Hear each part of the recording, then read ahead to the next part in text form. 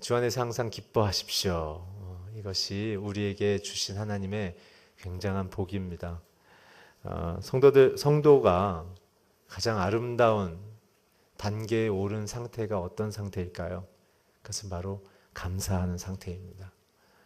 감사를 통하여 하나님 앞에 나아가는 자가 하나님을 영화롭게 할 것이라고 성경은 이야기하고 있습니다. 피조물은 우리가 하나님을 어떻게 높일 수 있을 것인가? 그것은 창조주 되시는 하나님께 감사하는 것입니다. 그렇다면 감사가 무엇일까요? 감사는 과거에 내게 베풀어 주신 일을 하나님 앞에 고백하는 것도 감사하지만 더 깊은 본질적 감사는 무엇이냐면 아직 이루어지지 않는 오늘과 미래에 대한 시간 속에 하나님의 약속이 내게 이루어질 것을 내가 미리 기뻐하고 그것을 기다리는 것이 감사입니다. 그래서 힘겨울 때도 배고플 때도 아플 때도 불구하고 마치 힘이 충만한 것처럼 그리고 자유로운 것처럼 그리고 나아질 것을 믿음으로 주님 앞에 그 선하신 주님을 높이고 소망하고 기대하는 것이 참된 감사입니다. 오늘 그렇기 때문에 이 오늘 본문을 통해서 저와 여러분의 인생이 더 강해지고 주 앞에서 더 흔들리지 않고 더 든든해지는 역사가 일어나게 주의 이름으로 축원합니다. 오늘 본문 4절부터 6절 한번 같이 죄송합니다. 오늘 본문 4절부터 5절을 한번 먼저 읽어 주십시오. 시작. 주 안에서 항상 기뻐하십시오. 내가 다시 말합니다. 기뻐하십시오. 여러분의 관용을 모든 사람에게 나타내십시오. 주께서 가까이 계십니다. 아멘. 오늘 본문의 핵심 주제입니다. 두 가지의 단어를 생각하십시오. 기쁨과 관용. 이 두 가지가 오늘 본문의 핵심입니다.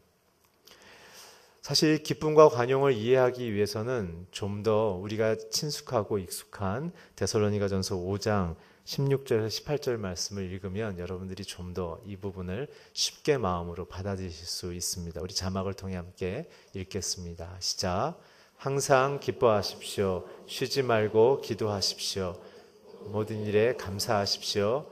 이는 그리스도 예수 안에서 여러분을 향하신 하나님의 뜻입니다. 성도를 향한 하나님의 뜻은 분명합니다. 세 가지인데 항상 기뻐하라는 것입니다. 그리고 쉬지 말고 기도하라는 것입니다. 세 번째, 그래서 범사에 항상 끊임없이 감사하라는 것이죠. 자, 그렇다면 항상 기뻐할 수 있는 이유가 뭘까요? 여러분 항상 기뻐하시죠? 할렐루야. 안 그럴 때도 있습니다. 네, 괜찮습니다. 우리가 때로는 그렇지만 그러나 우리의 마음속에는 우리에게 베풀어 주신 하나님의 그 은혜 때문에 우리는 항상 기뻐할 수 있다는 그 자신감은 있죠. 또 그렇게 해야 된다는 것은 알고 있습니다. 그다음 항상 기뻐한다는 게 그럼 무엇일까요? 항상 기뻐할 수 있는 근거는 무엇이냐면 하나님이 나를 붙드신다는 것입니다. 내가 하나님을 붙들고 있는 게 아니라 하나님이 나를 붙들고 있다는 것이죠. 내가 약할 때, 내가 죄 속에 있을 때, 내가 때로는 상황 속에 마음이 힘들고 어려워서 하나님에 대하여 마음이 소원해질 때라도 하나님이 나를 붙잡고 있다는 사실입니다. 그래서 우리는 기뻐할 수 있는 것입니다. 우리가 실수는 할 수 있지만 우리는 실패하지 않습니다. 왜냐하면 주님이 붙잡고 있기 때문에 그렇습니다. 우리는 마음에 염려할 수는 있지만 절망하지 않습니다. 왜냐하면 주님이 우리를 붙잡고 건져내시기 때문에 그렇습니다. 오늘 우리의 인생에 있는 어둠을 보지 마시고 우리를 빛으로 끌어당기시는 주님의 그 손을 보시길 주의 이름으로 축원합니다. 두 번째, 쉬지 말고 기도하라는 얘기는 무슨 뜻일까요? 주님은 항상 나의 기도를 들으신다는 것입니다. 주님은 쉬지 않고 내 기도를 듣기를 원하십니다. 문제는 저와 여러분이 기도를 안 하는 데 있습니다. 저와 여러분의 마음속에 뭔가 답답하고 일이 안 풀리면 하나님이 나를 멀리 하시는 것처럼 생각하지만 그게 아니라 내가 하나님 앞에 기도하지 않고 있기 때문에 그런 일이 일어나는 것입니다. 오늘 주님은 24시간 나의 기도를 듣기를 갈망하십니다. 오늘 주님께 말씀을 드리는, 대화하는, 소통하는 자녀가 되기를 주의 이름으로 축원합니다. 마지막 항상 범사에 감사라고 얘기했죠. 이게 오늘 기쁨하고 굉장히 가까운 부분인데요. 범사에 감사하라는 그 이유는 무엇이냐면 내 인생은 하나님이 완성하신다. 나의 재능, 나의 건강, 나의 가능성이 하나님께로부터 나왔다는 사실을 늘 감사라는 것입니다. 하나님 나 이만큼 했으니까 나머지 하세요 라고 하는 것이 신앙이 아니란 거죠. 출발부터 마침 그 자체가 다 하나님의 돌보심이요, 은혜요, 이끄심이요, 허락하심이란 사실입니다. 그 때문에 성도들에게 있어서 가장 큰 위기는 하나님 도움 없이 내가 이루었다고 생각하는 상태가 가장 위태로운 상태입니다. 오늘 데살로니가 전서의 이 말씀을 통하여 빌립보서에서 던져지고 있는 주 안에서 기뻐하십시오 라는 그 기쁨 안에 담겨있는 그 핵심은 첫째, 하나님이 나를 붙드시고 계시는 것. 두 번째, 주님은 내 음성을 늘 듣기를 원하시는 것. 나의 눈물, 나의 아픔, 나의 절망, 나의 소망을 다 듣기를 원하신다는 것. 세 번째, 그 모든 것을 하나님이 내 인생 안에 결정하시며 완성하시며 아름답게 하시기 때문에 우리는 항상 기뻐하며 쉬지 말고 기도하며 범사에 감사할 수 있는 것입니다. 오늘 그 주님과 더 하나 되길 주의로 축원합니다. 그래서 우리가 붙잡아야 될 감사는 하나님이 내게 주신 약속이 성취됩니다 라는 것을 끝까지 붙잡는 것입니다. 비가 와도 비가 끝날 것을 기다리는 거예요. 눈보라가 쳐도 언젠가는 따뜻한 햇살이 올 것을 기다리는 것이에요. 그것이 감사예요. 그래서 요한복음 17장 21절에도 예수님조차 이 부분을 이렇게 언급하고 계세요. 함께 자막을 통해 읽겠습니다. 시작. 아버지여, 아버지께서 내 안에 계시고 내가 아버지 안에 있는 것 같이 그들도 모두 하나가 되게 하시고 그들도 우리 안에 있게 해 아버지께서 나를 보내셨다는 것을 세상이 믿게 하십시오. 하나님과의 이 친밀한 하나됨을 통하여 우리가 예수님을 알고 또한 예수님이 이 땅에 보내진 것처럼 우리도 세상에 보내지는 우리의 부르심과 우리의 영광, 이 두 부분을 감사하게 하라는 것입니다. 오늘 주님이 여러분들을 부르셨음을 믿으시기 바랍니다. 여러분들의 인생의 모든 그 상황을 다 아시고 하나님의 선한 뜻으로 완성하시는 것을 믿으시길 주님으로 축원합니다. 오늘 그것이 우리에게 감사입니다. 감사. 그렇다면 우리에게 주어지는 감사의 반대 영역인 염려는 무엇일까요? 우리가 읽은 6절 한번 같이 읽을까요? 시작. 아무것도 염려하지 말고 오직 모든 일에 기도와 간구로 여러분의 구할 것을 하나님께 감사함으로 아뢰십시오. 성도들의 삶의 현장은 염려 안에 갇힐 수 있다는 것입니다. 염려를 하기 때문에 우리는 영적인 어떤 정죄감이나 어떤 열등의식을 느낄 필요가 없어요. 믿음 안에 있어도 우리는 염려할 수 있어요. 괜찮아요, 여러분. 염려할 수 있어요. 염려 내용이 무엇일까요? 나의 경험, 나의 기억, 나의 불안한 미래를 의지하거나 무엇인가 내 힘으로 이루려 할 때 우리는 염려하기 시작해요. 아까 감사 뭐라고 말씀드렸죠? 하나님이 내 안에 이루실 일을 기뻐하고 기다림, 하나님의 결정권을 믿는 것이 감사예요. 그런데 염려는 무엇일까요? 하나님이 내 인생에 이루실 것을 믿지 않고 내가 무엇인가를 성취하려고 하는 마음이 생겼을 때 우리는 염려하기 시작해요. 왜요? 내가 갖고 있는 능력, 내가 갖고 있는 가능성의 한계 너머에 있는 그 일들이라면 불안하니까, 보장이 안 되니까. 그래서 사도 바울은 끊임없이 빌립보서 2장에서부터 우리에게 얘기하는 거예요. 너희들이 그러한 염려 속에 빠지지 않고 어느 속에 있든지 감사한 인생을 살기 위해서는 예수의 그 마음을 품어라. 왜요? 불안 속에 있는 너를 건지고 안전하게 이끌기 위하여 하나님이 낮아지고 우리 가운데 들어오셨다. 그만한 확실한 보장이 있다면 우리는 그분을 의지할 수 있는 것이 아닌가? 그러니 감사해라. 이제부터 주께서 너를 책임지신다. 오늘 주님이 여러분들을 책임지십니다. 오늘 그 주님을 붙잡기를 주의 이름으로 축원합니다. 오늘 그것입니다. 그것입니다.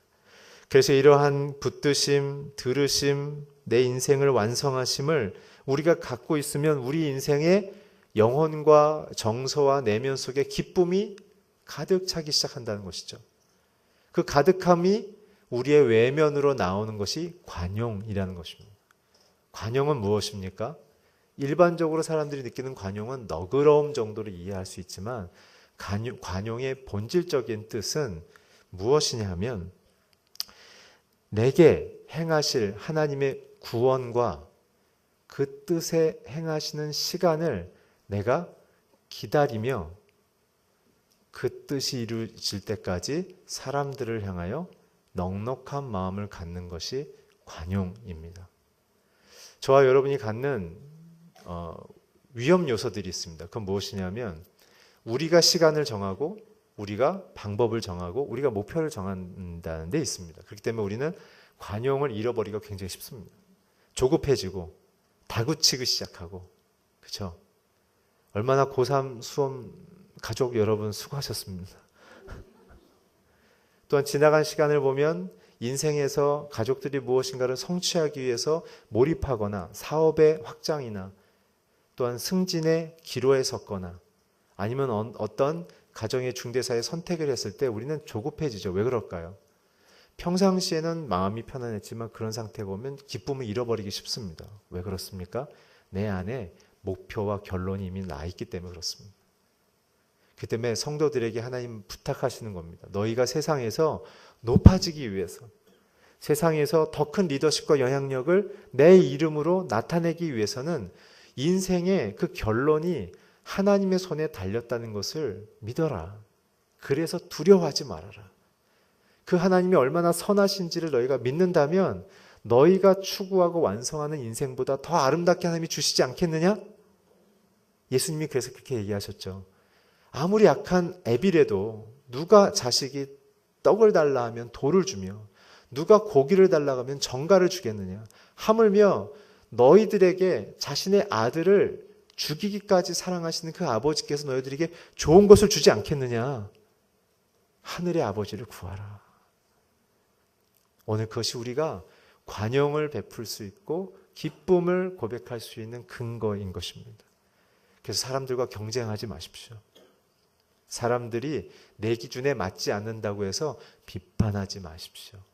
왜냐하면 하나님이 내게 행하신 믿음이나 사회적인 진보와 성취의 시간과 방식과 내 자녀들과 내 이웃에게 행하시는 영적인 성장과 사회적인 성장의 그 방법과 시간들은 다른 것입니다. 내가 이렇게 했기 때문에 당신도 이렇게 해야 되지 않냐는 기준을 갖게 되면 우리는 하나님 앞에서 하나님보다 높아지는 죄를 범하게 되는 것이고 더 중요한 것은 내 안의 기쁨을 소비해버리는 것입니다. 오늘 가족들을 향하여 관용을 베푸시길 주의 이름으로 축원합니다. 그리고 내 자신을 향하여서도 관용을 베푸십시오. 잘 안 되고 있는 나, 잘 못하고 있는 나를 향해서도 이게 나를 숙성시키는 하나님의 방법이구나. 나의 두꺼운 인생의 이 고집과 아집과 이 선입관들을 녹여가시고 부드럽게 하신 하나님의 따뜻한 회복이구나라는 사실을 기억하셔야 합니다. 자, 그렇다면 우리가 이렇게 기쁨과 염려에 두 가지의 시속 게임을 하고 우리는 살고 있는데요. 그랬을 때 우리가 염려로부터 기쁨으로 달려갈 수 있는 그 믿음의 근거를 오늘 본문에서는 어떻게 얘기하고 있습니까? 5절에 보면 주께서 우리와 가까이 계신다고 이야기하고 있습니다. 그것은 무엇입니까? 예수님이 빌립보서 2장 5절에서 8절에 나타나신 것처럼 우리들이 요청하지 않았는데도 우리를 살리기 위해서 먼저 이 땅에 내려오셨다는 사실을 기억하라는 것입니다. 주님은 우리가 그냥 예쁜 거예요. 그냥 좋은 거예요. 주님을 향하여 창을 찌른다 할지라도 주님은 용서하기로 결정한 분인 거예요.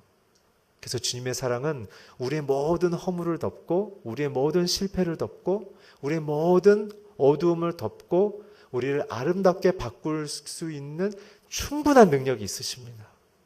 오늘 주님 안으로 피하시길 주의 이름으로 축원합니다. 그분 안에 소망이 있음을 믿으시길 축원합니다. 오늘 그분을 통하여 우리는 안심할 수 있으며 안전할 수 있으며 위로를 받을 수 있으며 소망을 얻을 수 있는 것입니다.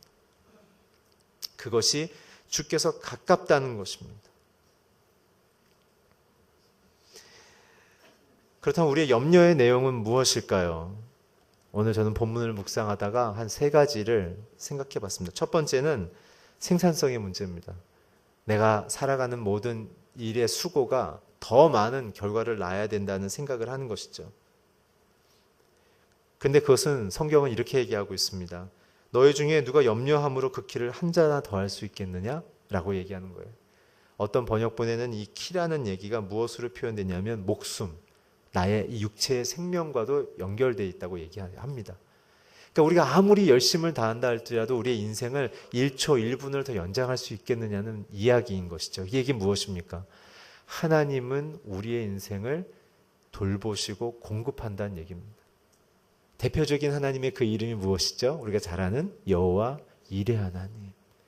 우리의 쓸 것을 공급하신다. 그때 우리는 생산성의 주제로 살아가는 것이 아니라 우리는 하나님의 공급을 기뻐하는, 감사하는 인생으로 살아가야 된다는 것입니다. 그것이 오늘 추수감사절의 의미이죠. 오늘 여러분들 1년을 한번 돌아보십시오. 저는 추수감사절 때 저희 가족들과 했던 일들이 있습니다. 무엇이냐면 추수감사절이 되는 2주 전부터 1년 동안 내게 베풀어 주신 하나님의 감사의 이 사건들을 포스트잇에 다 적게 했습니다. 그리고 추수감사 주일 저녁에 저희 집에 있는 그 벽에다가 각자의 이름에다가 다 한번 붙여보는 거예요. 그리고 가족들이 돌아가면서 그 일 중에 가장 뜻깊었던 것을 한 사람씩 이야기하는 시간을 가졌습니다. 돌아보면 그 당시는 내가 열심히 하고 최선을 다해서 이룬 것 같지만 또 지나서 보니까 그런 열심과 노력 속에서도 하나님의 공급하심과 돌보심으로 내가 그 일들을 열매를 받고 잘 통과했구나라는 사실을 알게 됐다는 사실이죠. 오늘 저와 여러분의 염려의 첫 번째의 유혹인 생산성의 문제로부터 자유하셔서 하나님이 나에게 쓸 것을 공급하시고 완성하신다는 그 기쁨을 누리시길 주의 이름으로 축원합니다. 두 번째는 무엇이냐면 믿음의 문제입니다. 마태복음 6장 30절에 이런 얘기가 있습니다. 오늘 있다가 내일 아궁이에 던지는 들풀도 하나님이 이렇게 입히시거늘 하물며 너희일까 보냐 믿음이 적은 자들아.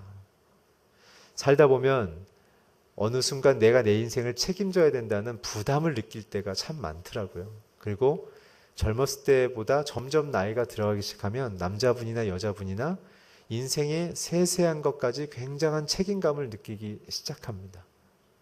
그래서 옛날에는 통과시켰던 것을 굉장히 깊이 살펴보고 사람의 마음이나 내가 쓰는 한 단어에 대해서도 굉장한 어떤 영향력이 있을 것인지에 대해서 생각을 많이 하시게 되죠. 그러나 거기서 생각하면서 우리가 빠지는 또 유혹은 무엇이냐면 그래서 내가 너무 염려가 많아져서 내 말이 절대적인 어떤 결정을 할 것 같은 그러한 착각에 빠진다는 것이죠. 그러나 오늘 성경에 얘기합니다. 하나님이 우리를 다 입히시고 돌보시고 아끼시고 세우신다는 사실을 생각한다면 우리가 미래에 대한 염려를 가질 것이 아니라 하나님이 내게 어떠한 복을 주실 것인지에 대한 그 믿음을 가지라는 것이죠. 여러분, 우리가 잘 생각해 보면요, 우리의 인생을 정말 충격적으로 기쁘게 했던 일들은 우리의 기대나 우리의 노력 밖에서 오지 않았습니까? 그렇죠? 나는 이 정도만 기대했는데 더 큰 것이 왔을 때 우리는 굉장히 기뻐하지 않습니까? 결국 우리의 인생에 진짜 충만한 기쁨과 감사는 하나님의 그 공급과 하나님의 그 돌보심을 내가 믿는 것으로부터 얻을 수 있다는 사실을 기억하십시오. 오늘 주님은 여러분을 돌보고 계십니다. 마지막 세 번째 우리의 염려는 무엇이냐면 우선순위의 문제라고 생각이 들었습니다. 그래서 주님은 우리에게 끊임없이 강조하셨던 이야기가 있죠. 너희는 먼저 그 나라와 그의 의를 구하라.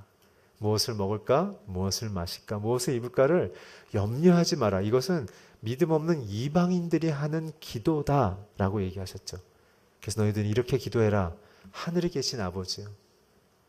주님의 이름이 거룩히 여김을 내 인생을 통하여 거룩히 여김을 받도록 나를 사회 속에서 그렇게 리더로 써주십시오.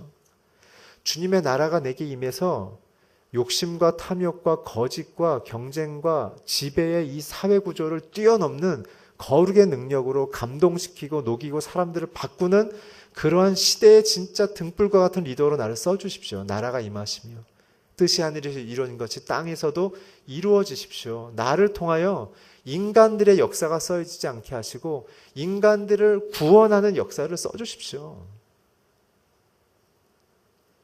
오늘날의 인류사를 보면 이 테크놀로지에 대한 경탄으로만 가득 차 있지, 진짜 우리가 계속 지금 1년 내내 보고 있는 사람들을 감동시키고 조국을 바꿔내고 민족을 바꿔내는 그런 헌신의 눈물과 자기를 깨워주는 소식은 사실은 보기가 힘듭니다. 누가 재산이 얼마더라, 누가 단기간에 이 자리에 올라왔더라, 이런 얘기로만 충만하지 않습니까? 오늘 우리는 우선순위를 바꿔야 됩니다. 진짜 조국을 바꿀 수 있는 일은 똑똑해서 바꿀 수 있는 것이 아니라 정말 하나님의 그 공의와 사랑과 회복과 진리가 모든 민족들이 그 앞에서 자유를 누리고 소망을 갖고 나아가서 창조주 하나님을 경험할 수 있도록 우리가 그러한 작은 씨앗이 되어져가는 인생의 방향으로 살아가야 되는 것입니다. 오늘 저와 여러분의 우선순위가 바뀜을 통하여 나를 위하여 사는 것이 아니라 내 감정, 내 필요, 내 상태를 개선하는 방식으로 사는 것이 아니라 조국과 사회와 빛이 없는 사람들을 향하여 과감 없이 내 자신을 할 수 있는 만큼 내어주는 방식으로 우리가 나아가야 된다고 믿습니다. 오늘날 대한민국은 누가 잘했고 잘못한 것을 가려야 될 과정은 필요하지만 그걸로 치유되고 회복되지 않습니다. 지금 언론에서 나오는 모든 얘기를 통하여 정말 그렇게 다 이루어졌다고 했을 때 대한민국이 소망과 회복과 대안이 생기겠습니까? 아닙니다. 정말 이 나라와 이 민족을 위하여 오늘 보여진 서서평 선교사처럼 낮은 자와 약한 자와 어둠 속에 있는 자들을 향하여 사랑하며 희생하며 헌신할 수 있는 예수의 그 마음을 품은 자들로 내가 살아가기로 결정하는 그 기쁨, 그 감사, 그 감격으로 살아가는 자들이 이 땅에 충만해져야 이 땅은 소망이 있는 줄 믿습니다. 오늘 그래서 이 시국 속에 우리가 기뻐하고 감사해야 될 진짜 중요한 한 요소 중에 하나는 뭐냐면 내가 이 나라와 이 민족을 치유하는 자로 부름받았다는 사실입니다. 저는 계속 기도하면서 이런 마음이 듭니다. 어떠한 결론과 어떠한 결과가 나온과 상관없이 이 나라의 희망은 이 땅의 이 눈물, 이 땅의 거짓, 이 땅의 어두움을 끌어안고 예수님의 사랑과 예수님의 회복을 나눌 수 있는 성도들의 삶의 변화로부터 이 땅은 변화될 줄 믿습니다. 그래서 저는 기도합니다.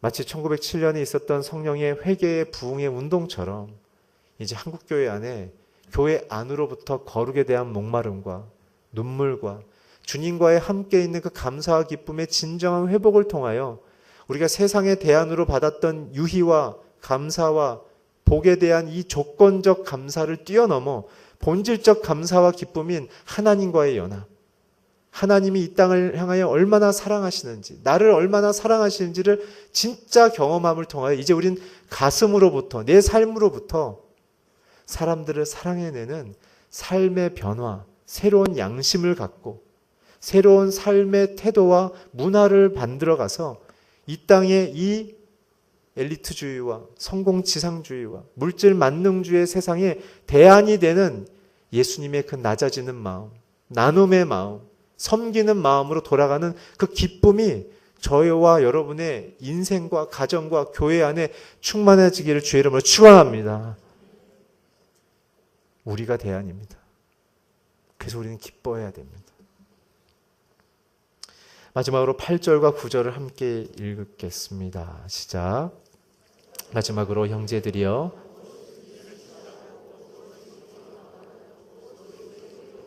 무엇이든지 거룩하고 무엇이든지 사랑할 만하고 무엇이든지 칭찬할 만한 일이 있다면 이것들을 생각하십시오. 여러분은 내게서 배우고 받고 듣고 본 이것들을 실천하십시오. 그러면 평강의 하나님께서 여러분과 함께 하실 것입니다.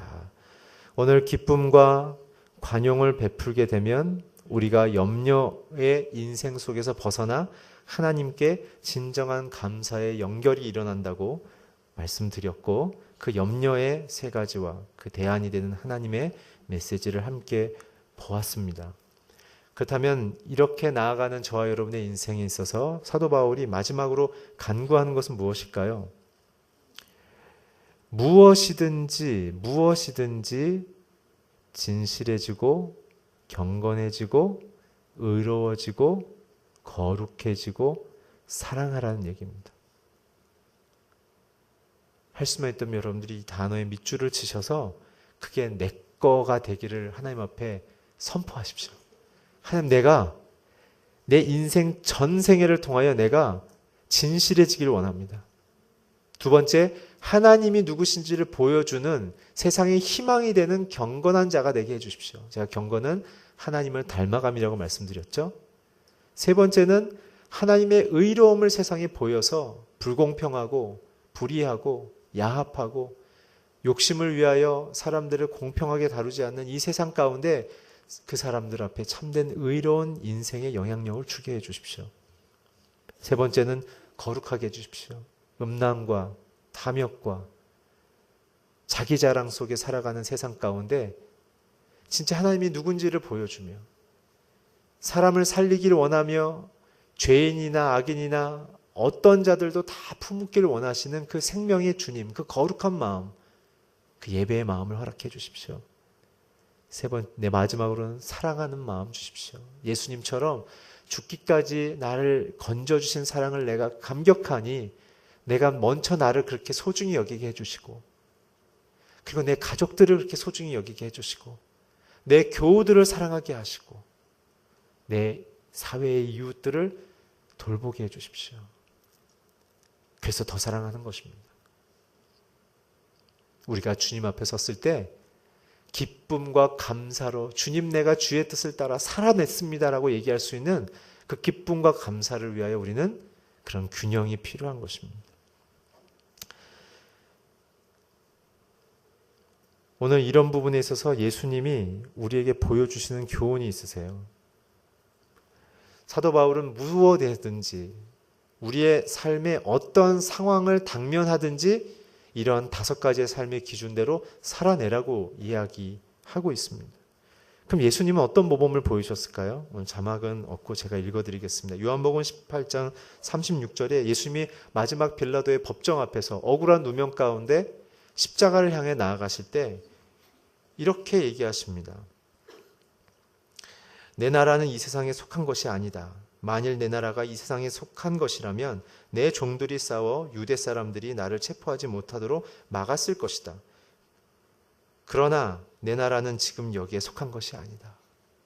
오늘 우리 안에 기쁨과 진짜 감사는 우리는 하나님의 나라에 속한 자녀란 사실을 믿는 것입니다. 세상 속에 있는 기준으로 우리는 최선을 다해 성실히 살아야 되지만 그러나 우리는 경쟁심으로 살아서는 안 됩니다. 그리고 그 속에서 애매한 모함을 그리스도로 인하여 받는다 할지라도 우리는 하나님 앞에 나라에 속하여 있는 자녀답게 당당하게 그 어려움들을 그냥 삼켜버리면 되는 것입니다. 오늘 주님이 우리를 위하여 원수를 향하여 싸우실 수 있는 분입니다. 그럼에도 불구하고 참으시는 거죠. 왜요? 그 참으심 속에 우리의 인생 안에 하나님이 얼마나 크신 분임을, 인간들 같으면 부딪히고 싸워야 되지만 주님을 모시고 있는 자들로서 싸우지 않고 진짜 진리가 무엇인지, 진실이 무엇인지 드러날 때까지 기다리고 있는 그 굉장히 무서운 침묵, 그것이 세상 앞에 사람들은 두렵게 만든다는 거예요. 십자가가 미련한 것 같지만 얼마나 위대한 사건인지를 그 속에서 발견하게 된다는 것이죠. 그러고 나서는 주님이 넘겨주신 이후에 오늘 우리가 갈구하는 평안과 그 기쁨과 감사의 자리가 아닌 절대 고독, 절대 고독함과 절대 고통 속에 있는 그 십자가의 육체적 고통과 영혼의 버려짐 속에 주님의 마지막 자기의 인생을 고독하게 외쳤던 이야기는 무엇이었냐면 다 이루었습니다. 아버지의 그 뜻을 내가 다 이루었습니다. 그게 내 기쁨입니다. 아버지. 그것이 내게 감사합니다. 아버지. 오늘 주님은 우리를 위하여 우리의 절망과 우리의 고통과 우리의 실패를 대신해서 그 모든 것을 가져가셨습니다. 그러니 이제 우리는 기뻐하고 감사하는 것이 우리에게 주어진 요청인 것입니다. 이것이 하나님 그리스도 안에 있는 너희를 향한 하나님의 뜻이라고 말씀하시면서 항상 기뻐하라, 쉬지 말고 기도하라, 범사로 감사하라는 얘기가 바로 이러한 근거가 있기 때문에 그런 것입니다. 그러면서 부활하신 다음에 주님이 빈 무덤 앞에서 울고 있는 여인들에게 이렇게 물으셨죠. 왜 울고 있느냐? 내가 너의 고통, 내가 너의 눈물, 내가 너의 절망, 내가 너의 실패를 다 가져갔는데 왜 울고 있느냐? 그러나서 주님이 제자들에게 나타나서 이렇게 요한복음 20장 19절에 이야기하셨습니다. 너희에게 평강이 있을지어다. 배반하고 배신한 제자들 앞에 서서 저 같으면 너 이리 와봐. 귓속말로 다 기억하고 있어. 앞으로 잘해. 이렇게 했을 텐데 저 같으면 주님은 마치 아무 일이 없었던 것처럼 너에게 평강이 있을지어다. 오늘 주님은 저와 여러분의 부족함을 보시는 게 아니라 저와 여러분의 인생 안에 있는 연약함과 아픔이 그대로 머물게 있지를 원하시지 않으셔서 자신의 몸을 찢고 죽고 부활하신 이후에 평강이 있을지어다. 오늘 여러분에게 외치고 있는 것을 들으시길 주의 이름으로 축원합니다. 오늘 그것이 추수감사절에 맞는 저와 여러분에게 놓쳐서는 안 돼. 절대 놓쳐서는 안 돼. 사단에게 조금도 양보해서는 안 될 우리에게 주신 진정한 기쁨의 선물인 것입니다. 오늘 주님의 기쁨과 환영이 그 평강이 저와 여러분이 함께하길 주의 이름으로 축원합니다. 기도하겠습니다. 하나님 감사합니다. 오늘 주님의 영광이 주님의 생명이 우리 안에 기쁨과 관용으로 또한 평강으로 임하였음을 감사드립니다. 여러 가지 상황 속에 육체의 연약함 속에 경제적인 어려움 속에 마음의 고통과 관계의 어려움으로 인한 방황 속에 있는 성도님들이 계신다면 오늘 영적인 공허감 속에 있는 성도님들이 계신다면 오늘 다시 한번 나를 위하여 이 땅에 내려오신 예수 그리스도의 참된 그 사랑 앞에 우리가 다시 기쁨과 감사를 회복하게 하여 주시옵소서. 예수 그리스도의 이름으로 기도했습니다. 아멘.